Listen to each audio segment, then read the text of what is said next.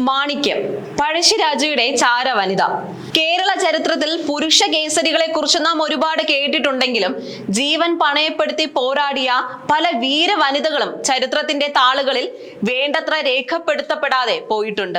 പഴശ്ശിരാജയുടെ ചരിത്രത്തിൽ അധികമാരും രേഖപ്പെടുത്താതെ പോയ എന്നാൽ ഐതിഹ്യങ്ങളിൽ ഇന്നും ജീവിക്കുന്ന വീരവനിതയാണ് മാണിക്യം. വയനാട്ടിലെ ആദിവാസി വിഭാഗത്തിൽപ്പെട്ട കുറിച്യർ അല്ലെങ്കിൽ കുറുമർ വിഭാഗത്തിൽപ്പെട്ടവളാണെന്ന് കരുതപ്പെടുന്ന ഒരു പെൺകുട്ടിയായിരുന്നു മാണിക്യം. കാടിന്റെ ഓരോ മുക്കും മൂലയും അവൾക്ക് ഹൃദ്യസ്ഥമായിരുന്നു. ബ്രിട്ടീഷ് സൈന്യത്തിന് ഒരിക്കലും എത്തിപ്പെടാൻ കഴിയാത്ത ദുർഘടമായ വഴികളിലൂടെ അവർ സന്ദേശങ്ങൾ കൈമാറി. വയനാടൻ കാടുകളിൽ ബ്രിട്ടീഷുകാരെ വിറപ്പിച്ച ഒളിപ്പോരിൽ, ഗൊറില്ല വാർഫെയറിൽ മാണിക്യത്തിന്റെ പങ്ക് വളരെ വലുതായിരുന്നു.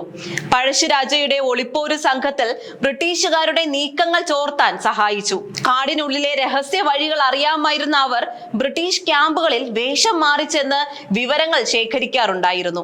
പഴശ്ശിരാജയുടെ കണ്ണും കാതുമായിട്ടാണ് മാണിക്യം അറിയപ്പെട്ടിരുന്നത്. പലപ്പോഴും വിറകു വിൽക്കുന്നവളായും നാടോടിയായും വേഷം മാറി അവർ ബ്രിട്ടീഷ് ക്യാമ്പുകൾക്ക് സമീപം എത്തുമായിരുന്നു. സൈനികരുടെ എണ്ണം, അവർ നീങ്ങാൻ ഉദ്ദേശിക്കുന്ന വഴി, ആയുധശേഖരം തുടങ്ങിയ രഹസ്യ വിവരങ്ങൾ അതീവ രഹസ്യമായി അവർ പഴശ്ശിയുടെ പടയാളികളായ തലക്കൽ ചന്തുവിനും എടച്ചന കുങ്കനും എത്തിച്ചു നൽകി. ബ്രിട്ടീഷ് പട്ടാളം കാടിനുള്ളിൽ പഴശ്ശിരാജയെ തേടി അലയുമ്പോൾ അവരെ തെറ്റായ വഴികളിലേക്ക് നയിക്കാൻ മാണിക്യം പലപ്പോഴും വേഷപ്രച്ഛന്നയായി മുന്നിലെത്തുമായിരുന്നു. സൈന്യത്തെ ചതുപ്പുകളിലേക്കോ വന്യമൃഗങ്ങൾ നിറഞ്ഞ ഇടങ്ങളിലേക്കോ നയിച്ച് പഴശ്ശിരാജയ്ക്ക് രക്ഷപ്പെടാൻ അവർ സമയമൊരുക്കി നൽകി. നേരിട്ടുള്ള യുദ്ധത്തെക്കാൾ രഹസ്യ വിവരങ്ങൾക്കായിരുന്നു പഴശ്ശിരാജ പ്രാധാന്യം നൽകിയത്. അതിൽ മാണിക്യത്തിന്റെ പങ്ക് നിർണായകമായിരുന്നു. മാണിക്യവും മറ്റ് ഗോത്രവർഗ പോരാളികളും സന്ദേശങ്ങൾ കൈമാറാൻ വിചിത്ര വഴികളാണ് ഉപയോഗിച്ചിരുന്നത്. പക്ഷികളുടെ കരച്ചിൽ. കാടിനുള്ളിൽ ശത്രുക്കൾ വരുന്നത് അറിയിക്കാൻ പക്ഷികളുടെയും മൃഗങ്ങളുടെയും കരച്ചിൽ അനുകരിക്കുമായിരുന്നു. ഓരോ മൃഗത്തിന്റെ ശബ്ദത്തിനും ഓരോ അർത്ഥമുണ്ടായിരുന്നു. ഉദാഹരണത്തിന് പട്ടാളം അടുത്തെത്തി എന്നറിയിക്കാൻ ഒരു പ്രത്യേക പക്ഷി ശബ്ദം. മരങ്ങളിലെ അടയാളങ്ങൾ.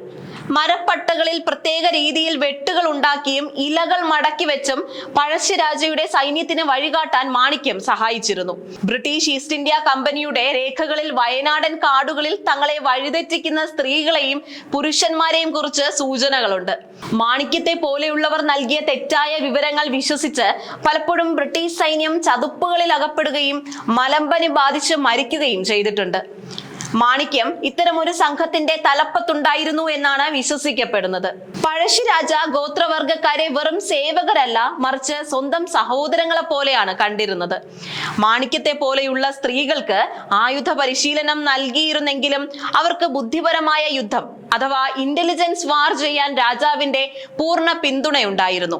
1802 നടന്ന പനമരം കോട്ട ആക്രമണത്തിന് മുന്നോടിയായി അവിടുത്തെ പട്ടാളക്കാരുടെ വിന്യാസം നിരീക്ഷിച്ചതിൽ മാണിക്യത്തിന് വലിയ പങ്കുണ്ടായിരുന്നു എന്ന് പറയപ്പെടുന്നു. കോട്ടയ്ക്കുള്ളിലെ കാവൽക്കാരുടെ എണ്ണവും അവർ ഉറങ്ങുന്ന സമയവും കൃത്യമായി മനസ്സിലാക്കി നൽകിയത് ഈ ചാര വനിതയായിരുന്നു. ബ്രിട്ടീഷുകാർ വാഗ്ദാനം ചെയ്ത പാരിതോഷികങ്ങളിൽ വീണു പോകാതെ സ്വന്തം നാടിനും രാജാവിനും വേണ്ടി അവർ നിലകൊണ്ടു.